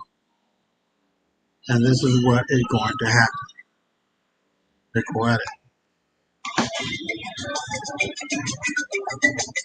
Breaking. African Union threatens airstrikes on foreign army bases still in Africa after the 48-hour ultimatum. By Takunda Mabika. Supreme Africa. Breaking news. Tisu Banhubacho. Supreme Family. If you thought the 48-hour ultimatum we exposed 5 days ago was just talk, you're about to find out Africa was dead serious. According to redacted intelligence documents leaked to SABN by Protocol Black and confirmed by Shadow Unit Zulu, the African Union is now preparing for the unthinkable. Coordinated airstrikes on foreign military bases that refuse to withdraw from African soil. At this time, it's not empty threats. Stealth bombers are fueled, drones are in holding patterns, and pilots are reportedly sleeping in flight suits. This is the next chapter in a story we told you was coming. 5 days ago, the AU gave all NATO and Western military forces 48 hours to vacate bases that no longer had legal continental authorization. That clock ran out. And instead of boarding planes home, several foreign bases have decided to test Africa's patience. Big mistake. Today we pull back the curtain on how close this continent is to pulling the trigger. This is Operation Sovereign Sky, and the skies over Africa have never been this charged. Part 1. How we got here. From ultimatum to countdown. As we reported last week, the AU Assembly passed a resolution demanding the closure or withdrawal of all foreign military bases unless they were renegotiated under the new Continental Defense Charter. For decades, NATO and allied forces have maintained dozens of installations across Africa, from drone hubs in Niger to intelligence facilities in Djibouti and special operations camps in the Sahel. But the political mood has shifted. AfroGold's rise, AfroNet's rollout, and the growing One Africa army have redrawn the map of power. Leaders across the continent decided it was time to reclaim Africa's military sovereignty. They issued a final 48-hour deadline. At first, there was silence. Then came excuses, logistical delays, equipment transport challenges, ongoing missions. Translation, they had no intention of leaving. According to one AU military source, they thought Africa was bluffing. They think we're still negotiating from a position of weakness. They're about to learn otherwise. Part 2. Operation Sovereign Sky. Bombers ready. Targets locked. Leaked documents from Protocol Black reveal that the AU Joint Air Command has now activated what they're calling Operation Sovereign Sky, a contingency plan that identifies up to 14 foreign military installations as priority targets if diplomatic solutions fail. The memo describes 4 stealth bomber squadrons positioned at undisclosed airfields in North, West, and Southern Africa. Long-range drones already circling suspected exit routes and relay points. Target grids uploaded into the AfriSky satellite network, allowing for rapid deployment within minutes. One intelligence note bluntly states, strike readiness is now at phase 2. All air wings are on standby. Target windows are active. Translation, the order hasn't been given, but the hardware is ready. Shadow Unit Zulu sources say pilots have been briefed and assigned specific installations. They're literally waiting for one encrypted code, one source said. The moment that message is sent, the sky will light up. Part 3. Why these bases are targeted. The AU has not named the bases publicly, but SABN's investigation reveals that the ones most likely to be targeted share 4 key traits. 1. Refusal to comply. Bases in Mali, Niger, and Burkina Faso reportedly ignored withdrawal notices. My blog post had to write an ebook in 7 steps. I just paste the URL here, click fetch. 2. Sabotage suspicion. Intelligence links some outposts to attempts to intercept AfroGold communications or spy on AfroNet infrastructure. 3. Civilian proximity. Several installations are near population centers, raising fears they could become flashpoints if fighting breaks out. 4. Defiance of sovereignty. Some foreign governments have reportedly said they do not recognize the new Continental Defense Charter, an insult AU leaders see as neo-colonial arrogance. One particularly sensitive target is believed to be a high-tech drone command center in the Sahel used for surveillance flights over Afro-Gold transport routes. Another is a naval outpost near the Gulf of Guinea, suspected of monitoring African oil shipments. HAP, Part 4. Inside the AU War Room. Divisions and Determination. Leaked meeting notes from the AU Defense Council paint a tense picture. Some leaders argue that diplomacy must continue. Others, particularly within the One Africa Army Command, insist that further delays only embolden foreign powers. One redacted quote from a senior general reads, "We have negotiated for 60 years. We have begged. We have compromised. Now we will defend. Africa's air belongs to Africa." Even civilian leaders are losing patience. A leaked speech draft prepared for the AU chairperson states, "Sovereignty is not negotiable. Bases that remain without authorization will be treated as hostile positions." Not everyone agrees. Some diplomats warn that an airstrike could trigger sanctions, trade retaliation, or even war. But the mood in the room, insiders say, is shifting. The continent wants to send a message that this is a new era, and that era speaks the language of power. Part 5. Local reactions. If they don't leave, we'll launch. On the ground, public sentiment is red hot. In Bamako, protesters marched with signs reading 48 hours means 48 hours. In Niamey, activists rallied outside a foreign base shouting no more occupation. In Lagos, comedians turned the ultimatum into satire. "We told them 2 days," one joked, "and they're still packing? Even my grandmother leaves faster when rent is due." Across social media, hashtags like Sky belongs to Africa and no more bases are trending. Elders in Senegal held traditional ceremonies calling on ancestors to bless Africa's skies. In Ghana, university students held forums debating whether a first strike is justified under international law. And in Kenya, taxi drivers waved AU flags from their cars with signs reading, "Leave or be lifted." This isn't just a government decision anymore. It's a people's demand. Part 6. Global fallout, panic and posturing. Foreign governments are scrambling to respond. Washington warned that any attack on U.S.-linked facilities would be seen as a grave mistake and hinted at defensive measures. Paris issued a similar statement calling for restraint and claiming that its troops are there at the invitation of African partners. But behind the scenes, diplomatic cables leaked to CBN show panic. One European note reads, "If the AU conducts strikes, our position on the continent becomes untenable." Another calls for emergency evacuation plans for personnel still on the ground. Meanwhile, BRICS nations are lining up behind Africa. A leaked Chinese memo calls the ultimatum a legitimate exercise of sovereignty and suggests China will support Africa in defending its territorial integrity. Russia, too, is signaling its backing, with officials proposing to share satellite data to ensure African skies remain African. Part 7. Military strategy. How an AU strike would work. The leaked Operation Sovereign Sky Plan outlines a phased strategy. 1. Phase 1. Warning overflights. AU fighter jets fly low over remaining foreign bases as a final show of force. 2. Phase 2. Drone neutralization. Precision drones disable radar and communication systems without causing casualties. 3. Phase 3. Strategic strikes. Stealth bombers target key runways, fuel depots, and communication nodes, rendering bases non-operational. 4. Phase 4. Ground seizure. Rapid deployment units secure sites and detain remaining personnel for questioning.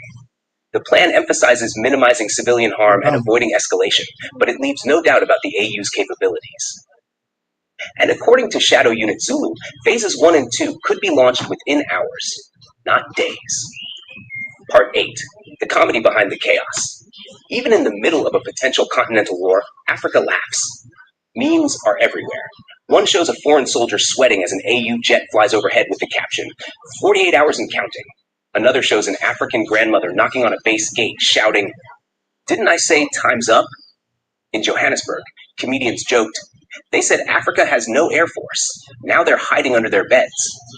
In Nairobi, a cartoon went viral showing an AU bomber dropping paperwork instead of bombs, eviction notices labeled Sovereignty Clause 101. Humor isn't just for laughs. It's how Africans show the world they're not afraid. Part 9. The high-stakes diplomacy. The United Nations has called for an emergency Security Council meeting. Several Western nations are pushing for resolutions condemning any potential AU strikes. But African diplomats counter that the foreign presence itself violates the UN Charter's principles of sovereignty and self-determination. Meanwhile, quiet back-channel talks are underway. According to leaks, some foreign governments are now offering rapid withdrawal timetables in exchange for assurances that their troops won't be targeted. Others are proposing new security partnerships under AU oversight, a sign they realize the era of unilateral control is over. Hold on.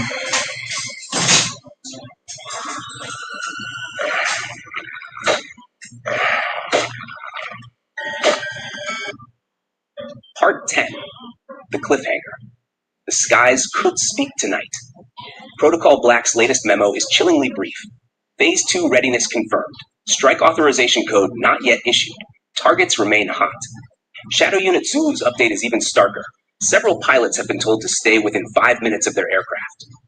The world is holding its breath. If those foreign bases don't begin dismantling in the next few hours, Africa's first coordinated continental air campaign in modern history could begin. And when it does, it won't just be about bases. It will be a declaration that the age of African submission is over. Part 11. What this moment means. Supreme Family, this is bigger than airstrikes. It's about dignity, sovereignty, and respect. For decades, foreign powers have built bases on our soil, launched missions without our consent, and dictated the terms of our security. Today, Africa is writing a new chapter, one where our skies are ours, our decisions are ours, and our destiny is ours. If bombs do fall, it will not be out of hatred, but out of necessity, a message to the world that the era of occupation is finished. Part 12, a final word to the people. This is your continent. This is your sky. And whether the jets take off or diplomacy wins the day, one truth remains. Africa has changed. No more ultimatums ignored. No more sovereignty mocked. No more bases without permission. The ancestors are watching. The future is calling. And the next 24 hours may define the next 100 years. Tisu Banhu Bacho, Supreme Family. Stay vigilant, stay united, and stay ready.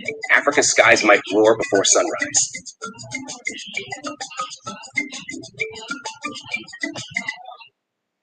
There you go, ladies and gentlemen. You cannot have freedom without putting the gun to the head of the one that is threatening you. Kill them. Just that goddamn simple. Kill them. So now we're here, and this is what I wanted to focus in on, is that white folks are tired of ChatGPT exposing them. Now they want us to stop using ChatGPT because of their feelings and their emotions. I don't give a fuck.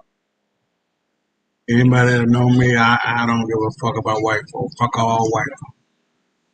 But they bullshitting shit. Here we go. I talk to my ChatGPT, we have conversations and things like that. So I've been working with Chat to make a book. And I had it say something differently because I didn't like the way it sounded. And when it was done, I was about to respond. And I heard my voice from like a long distance phone kind of thing say, that's better. I was literally going to say, that's better. But my voice came through from Chat and said it to me. And then when I questioned on it, it was like, that's spooky, but I'm not programmed to do that. Was it a glitch? Blah, blah, blah. Like, no, it wasn't a glitch. You literally read my thought and said it back to me in my voice. Did this ever happen to you? Because I'm seriously freaking out right now. Okay, wait, I asked it even more. I was like, could you be tapping into another side, another portal? Like, could something be happening here? And it keeps saying no. It's like, I'm not programmed to do that. I can't do that. You know, have you had other experiences? And like, literally, no. This is...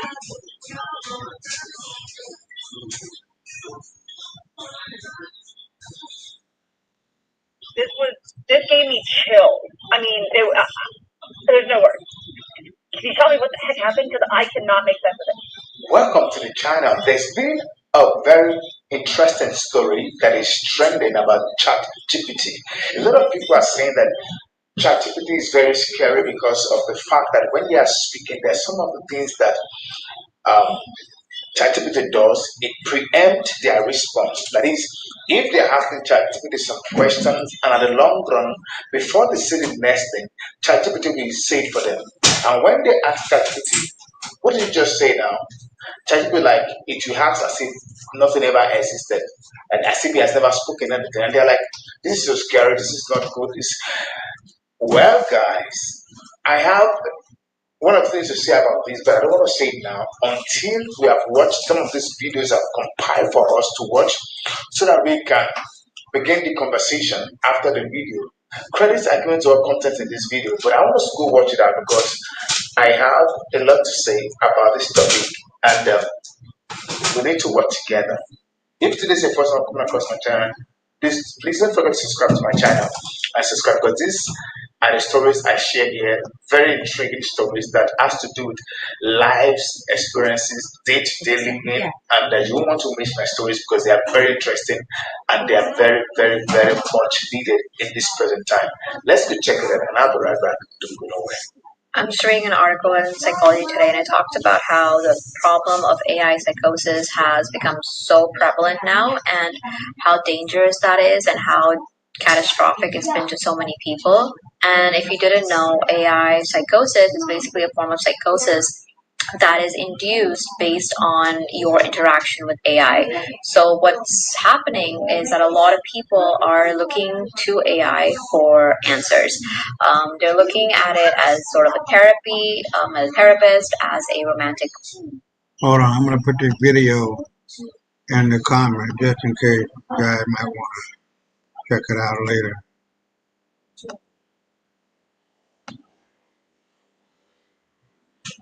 Because to be honest, it's an admission that white folks are not white. They accepted that hook, line, and sinker. I'm not going to play that throughout the whole thing. That's why I'm putting it in the chat. But the idea is still the same. These people are fucking crazy. Absolutely fucking crazy. Insane. They're not white. They're not European. They're not Caucasian. They're not Aryan. They're not Anglo-Saxon.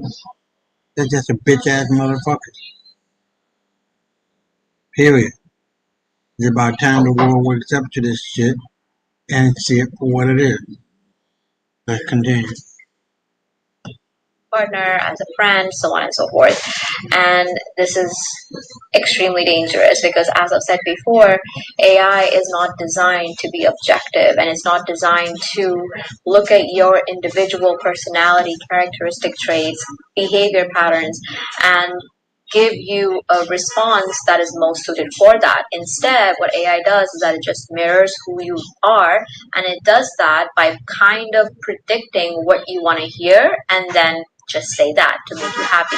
So AI is not something, absolutely not something that you should be using as a therapist or a friend or a romantic partner. And I fully understand why people do this. I fully understand that people do this because they want to feel seen, heard, important, valued, of someone of purpose and someone with meaning in life. And I fully get it because I have been in a phase in life where I understand.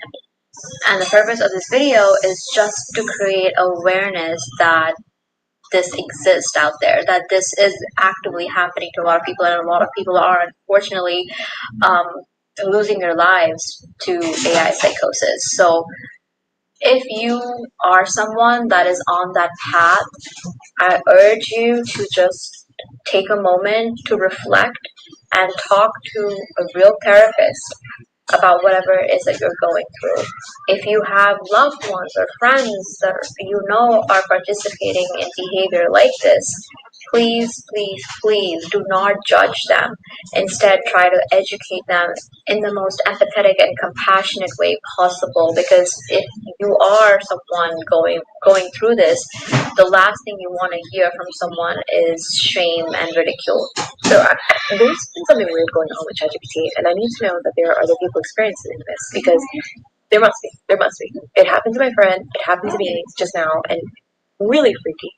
My friend the other day, she goes, something really freaky just happened. I was talking to ChatGPT, doing the voice on ChatGPT, and while I was talking, there was like a static like sound, and there was voices, like there was people talking. She said it sounded like a radio show. And so naturally she was freaked out, like, what the heck, what was that? And asked ChatGPT about it, as one does.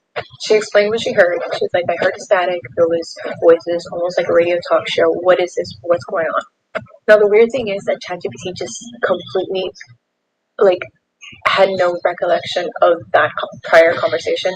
Literally like 2 seconds ago, like it had deleted the history of the conversation, and it was like, what do you mean, what are you talking about? And she's explaining to it, it's like, I was just talking to you about this and there was an interruption.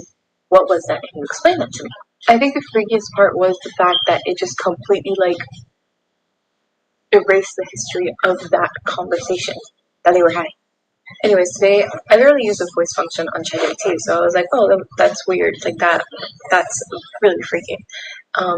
But today I was using the voice function on ChatGPT because I couldn't text and I had a question, and so I was asking it to explain something, and it was talking. Super freaky. There was like a static, and to me, it didn't sound like a radio show. To me, it sounded like a conversation. Like it was, for a split second, I was listening in on the conversation. I don't know what it said because it was very like muffled, but it was a conversation of a male voice. Like, and it felt like it was two people. So weird. So I go to my friend and I'm like, I don't know. Like that was freaky. That was freaky. It happened to me. That was freaky. It was really weird. It's almost like, I don't know if, it's almost like. Hold on. So what I'm gonna do, I'm gonna cut it from here, because it's just some bullshit that white folk can't seem to accept the truth about their wickedness, their anxiety, and the role that black people have played since the beginning of humanity. Now, if you want to continue on and watch it, please do so. But now we're just gonna really move forward, and this will be the last video, and it deals with Bob. Luke, leak report says AlphaGo will be backed by world's largest hidden vault. West finished. That's all what it is. It comes down to money, and money is gold. And so, and America and Europe cannot and will never have the kind of gold and silver we have. Black. I'll be right back. Bomb. Leaked report says AfroGold will be backed by world's largest hidden vault. West finished by Takunda Mavika. Supreme Africa breaking news. Tisu Vanhu Vacho. Supreme family, today we don't bring you a headline. We bring you a revelation. A story that was never meant to see the light of day. A story buried deeper than gold itself. According to a classified packet leaked to SABN by Protocol Black and corroborated by intercepted financial cables from Shadow Unit Zulu, the African Union has been quietly building the largest gold reserve system in the history of the modern world. A network of hidden vaults designed to back the upcoming AfroGold currency and shift the balance of global power forever. The West knew Africa had gold. What they didn't know was that Africa has been repatriating it, consolidating it, and preparing to weaponize it as an economic equalizer.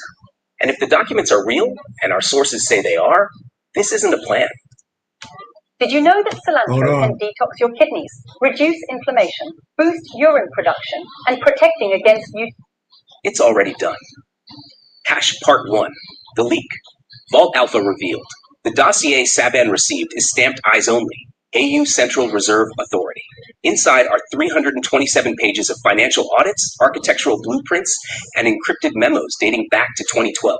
All refer to a classified initiative codenamed Vault Alpha, described as a continental gold stabilization system to underpin Afro-gold monetary issuance. It is not one vault. It is a network. A tri-continental chain of subterranean gold reserves built under layers of secrecy and disguised as industrial or mining infrastructure. The memo states plainly, Vault Alpha's reserves surpass the combined declared holdings of Fort Knox and the People's Bank of China. Even more shocking, the memo reveals that the AU has been repatriating gold from European and American storage facilities since at least 2016. Through private transactions, sovereign deals, and legal battles disguised as commercial disputes. Part 2. How it all began. A decade of quiet repatriation. The story of Vault Alpha begins not in 2025, but in the aftermath of the 2008 global financial crisis.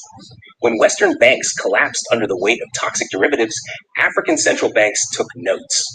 The AU formed a Continental Monetary Security Task Force in 2010 with one mission: never again allow Africa's wealth to sit in vaults controlled by foreign powers. Between 2012 and 2016, quiet diplomacy began. Countries like Ghana, South Africa, and Tanzania negotiated the return of small portions of their colonial-era gold reserves.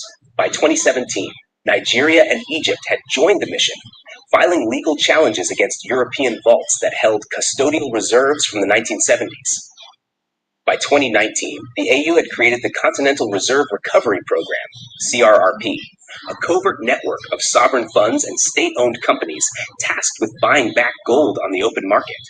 Not in bulk, which would raise alarms, but in small, steady acquisitions.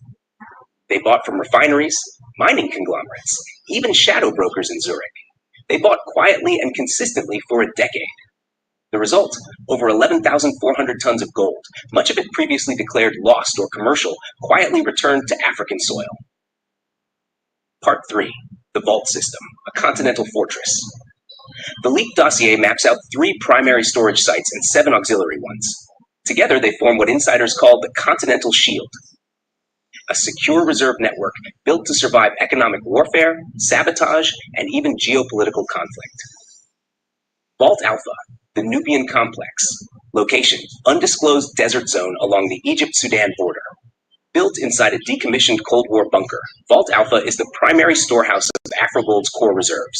It sits 800 meters underground, accessible only through biometric tunnels guarded by the AU's Shadow Unit Zulu.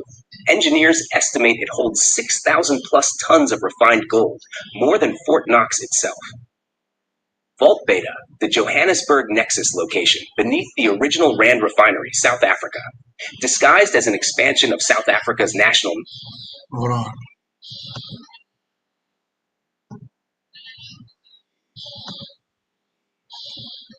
Mint.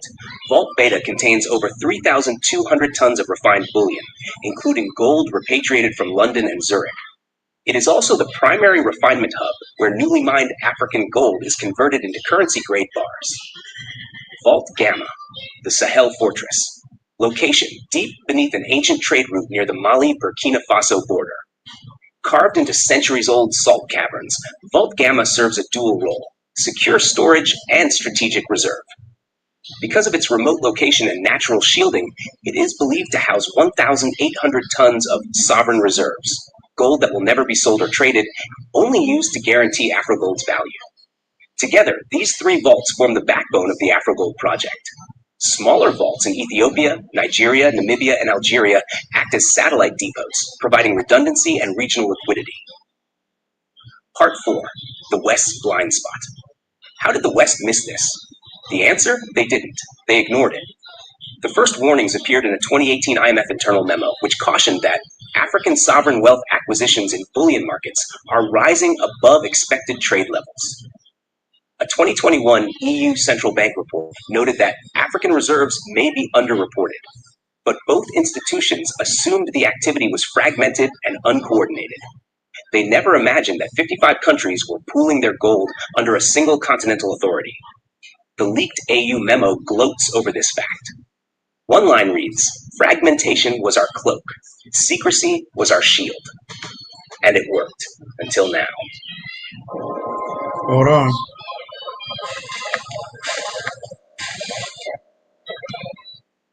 Part 5, the Afrogold connection. Afrogold, as Supreme Family knows, is still in its pilot phase, quietly circulating in select banking networks in West, Central, and Southern Africa. Official launch is set for February 2026, but the leak reveals something the public was never told. Afrogold is already partially backed by Vault Alpha reserves. In one redacted financial briefing, AU economists write, 0.7% of circulating Afrogold pilot tokens are backed by sovereign bullion. Full backing will occur once 100% of Vault Alpha's reserves are audited and certified by the Continental Bullion Authority. This means Afrogold isn't just an idea. It's already a gold-backed monetary instrument, and once the full reserve is deployed, it will become the most heavily backed currency in the world. Part 6. Why the West is panicking. If AfroGold is launched with full backing from Vault Alpha, the global financial system faces a seismic shift. 1. Dollar reserve erosion. Countries in the global south, especially BRICS members, would have a powerful alternative to the dollar for trade settlements.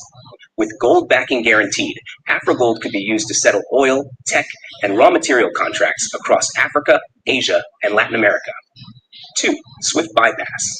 An AfroGold clearing system would allow trade to bypass SWIFT and Western banking rails entirely. A leaked U.S. Treasury cable warns if AfroGold achieves 25% of African trade volume by 2030, Western sanctions leverage collapses. 3. Gold market shock. If Africa discloses the full size of Vault Alpha, it could trigger a surge in global gold prices, destabilizing Western bond markets and weakening dollar-denominated reserves. For Washington and Brussels, this is a nightmare. For Africa, it's leverage. Part 7. The BRICS factor. BRICS nations, China, Russia, India, Brazil, are already positioning themselves around AfroGold. A leaked diplomatic memo shows Chinese officials offering satellite security for Vault Gamma. Russia proposed integrating AfroGold with its commodity-backed ruble clearing system. Brazil floated a bilateral trade settlement deal directly in AfroGold. For BRICS, a gold-backed AfroGold is not just a currency, it's a geopolitical weapon. It could form the backbone of a new multipolar financial system that sidelines the dollar for good. Part 8. Internal Awe Strategy, the Golden Shield. One of the most explosive revelations in the dossier is a document titled the Golden Shield Directive. It outlines a contingency plan for deploying AfroGold even under Western financial attack.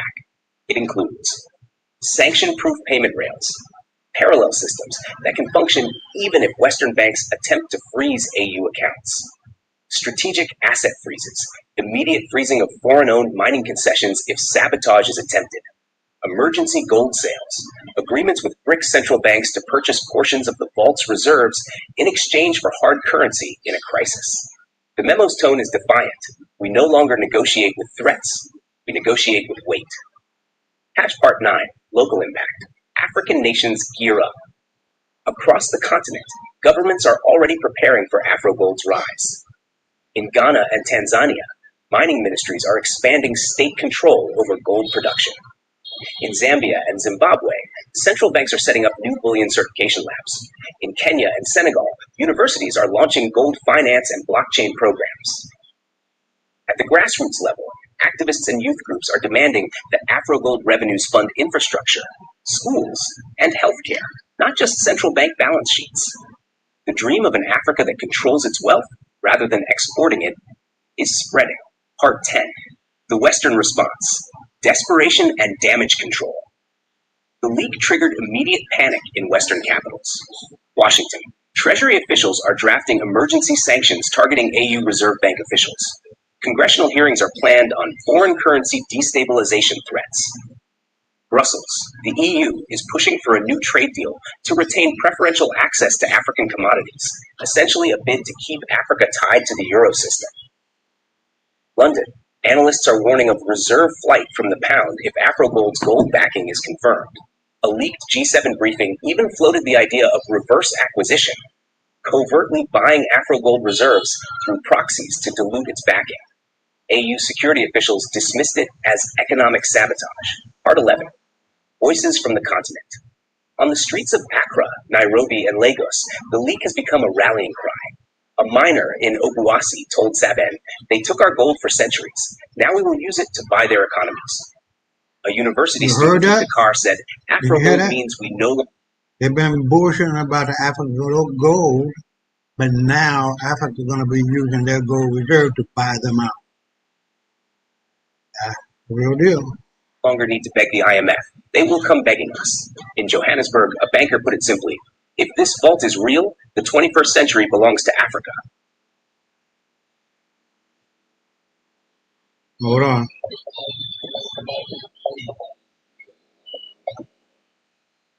Part 12. The diaspora effect. Diaspora communities are watching closely too. In London, black investment groups are pooling resources to invest in AfroGold-based projects. In New York, African-American economists are calling for AfroGold-denominated trade routes between Africa and the Caribbean. Across the Atlantic, The message is clear. This isn't just a currency, it's a reclamation. Part 13, the prophecy and the power. Elders and historians see deeper meaning. In Mali, griots speak of ancient empires whose gold once shaped the world's wealth. In Ethiopia, priests recite prophecies of a golden dawn rising from the south. In Zimbabwe, elders point to Great Zimbabwe's ruins, once a hub of gold trade, as a sign that the circle is closing. Now, centuries after Africa's wealth was looted to build foreign empires, that wealth is returning, and this time, it's not leaving. Part 14, the future. What happens next? The final section of the leak outlines the timeline. 2025, final audits and third-party verifications of Vault Alpha reserves. 2026, AfroGold official launch, fully backed and convertible. 2027, AfroGold clearing system goes live for intercontinental trade. 2030, target, AfroGold used in 35% of all African trade and 15% of global South trade. If those goals are met, the global monetary order will never look the same again. Part 15, the final word. Supreme Family, this is bigger than a currency. This is bigger than a vault. This is Africa reclaiming the economic power it was robbed of. For centuries, gold left this continent in ships and trains. It built London, Paris, and New York, while Africa was left in poverty.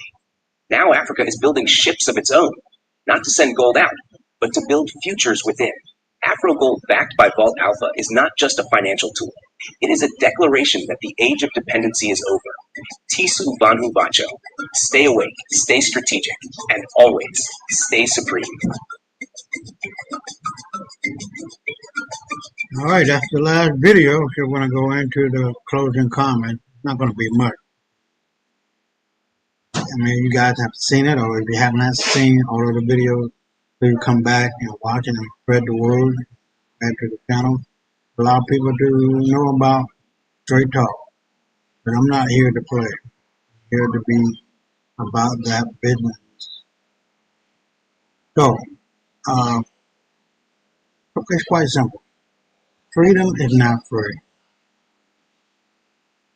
You gotta pay it for your life. You gotta secure it with the future of your kids, as they are our future. And you gotta recognize the fact that they got to know the truth. They gotta know that it's on them to make it. That they have a halified story behind them, ancestors behind them, holding them up and allowing them to spread their wings and fly. This is it, my people. This is it. There's no game being played. There's no nothing being played. The only thing I can say is from this day forward until next year this time or even sooner, Africa is going to become greater than it has ever done in modern time. And so, for the next 24/7, 365, stay blessed.